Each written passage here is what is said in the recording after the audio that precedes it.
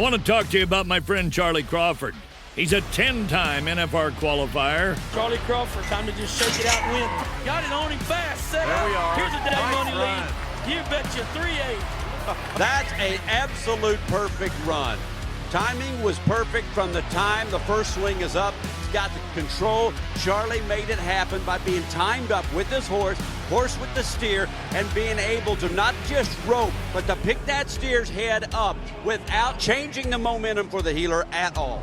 We know his beautiful wife, Jackie, all three of their beautiful children, the founder of the Liberty and Loyalty Foundation, which this year will exceed $1 million raised for military and first responders.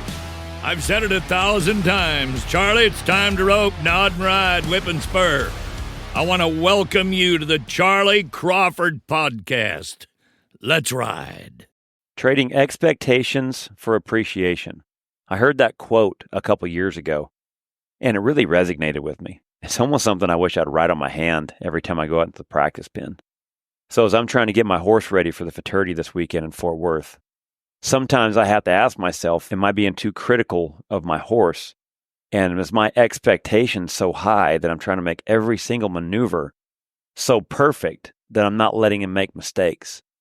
And so is my horse scared to do his job, or is he confident with doing his job? Am I allowing him to make mistakes, or am I being critical if he makes mistakes? I watched Miles Baker last month. I went and roped with him for one day and watching him ride his young horses. And anytime his young horses would make a mistake, he'd just slow him down or stop him or back him back up, come back, run another one. Maybe he'd run up there on one, and maybe the horse stepped a little bit to the left or leaned on his left leg or leaned on the left rein. He'd abandon the run, slow the horse down, move him off that leg, off that rein, maybe spin him a couple times the opposite way to get him off that rein, come back, rope again, and literally allow that horse to make mistakes. Nothing was panicked. Nothing was getting jerked on or anything to where the horse was getting scared.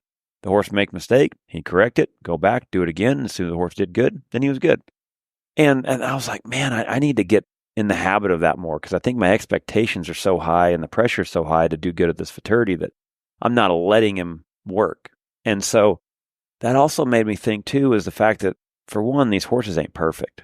You know, there's going to be times to where maybe you're practicing trying to get ready for your runs. Maybe you're making enough runs, but then after a while, your horse doesn't score. Well, what if you just came back and scored till he scored and ran another one? Just kind of almost ignored the horse making a mistake, a simple mistake. Or maybe you're trying to get so many runs because your expectations are so high for the jackpot that weekend. You're making so many runs in the practice pen that week that maybe he starts stepping left and getting wide or not giving a good corner. Well, are we getting mad and taking our frustration on our horse? Or are we just slowing the horse down, moving him off our leg, moving him off that rein, whatever it is we need to do to soften him up in that corner where you're allowing that horse to make mistakes and letting him make the mistake and then come back, and when he does good, then you're good. Well, not only that, are we a little critical of ourselves? Because I think a lot of times what we feel on the inside sometimes comes out in our horsemanship.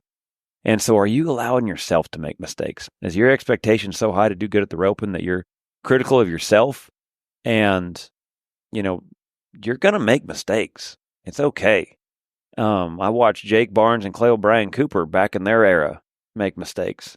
They didn't make many of them, but they made them. They're human. Same with Speed and Rich and their 8-time world champion run that they made. Sometimes they did make mistakes, but they wouldn't make very many. But they're human. Don't make your expectations to do good to get in the way of the fact that if you try hard enough and put yourself around the right people and study the right stuff, you're going to get better. So allow yourself some grace that you can make some mistakes every once in a while. And it's not like you make enough mistakes to where you never make a good run. I think if a guy can appreciate the good runs that he has, then I think the expectations will take care of themselves.